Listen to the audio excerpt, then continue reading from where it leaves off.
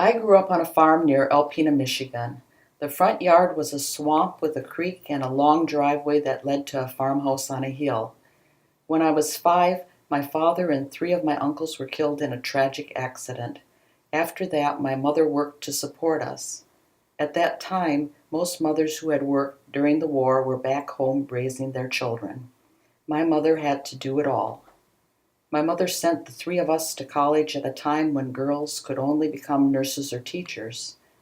My oldest sister Pamela went to Henry Ford Nursing School. My youngest sister and I went to Central Michigan University. We all had scholarships and worked as many jobs as possible to try to help my mother. I arrived in Ann Arbor in the summer of 1968. My brother-in-law took me to U of M Hospital on a Friday to apply for a summer job. They told me to come back on Monday in white shoes and a white uniform to start working as a patient escort in the pediatric outpatient clinic.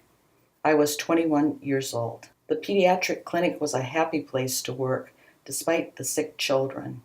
We looked forward to seeing them come with their families for return visits.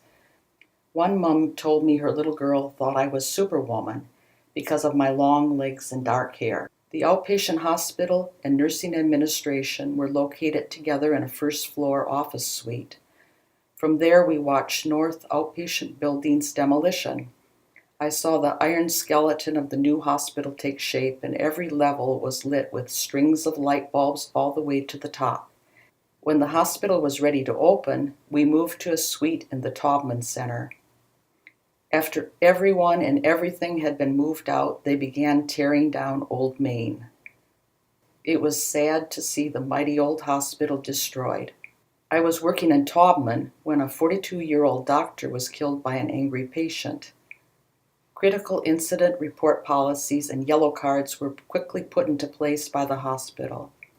When someone became violent, the yellow cards secretly alerted another staff to call security.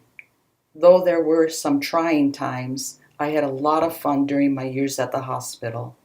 For one hospital celebration, the staff built the longest Subway sandwich I have ever seen.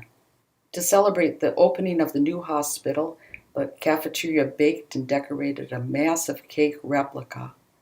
The cake was at least 4 feet high by 8 feet wide and sat in the middle of the cafeteria. I worked with and knew an astonishing number of people at the hospital. Whenever I walked in the hallways, nearly everyone would smile and say hello.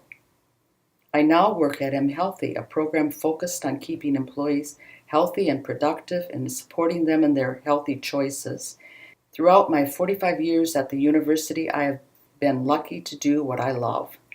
Working with so many wonderful people and in different places has made for a colorful and interesting work life.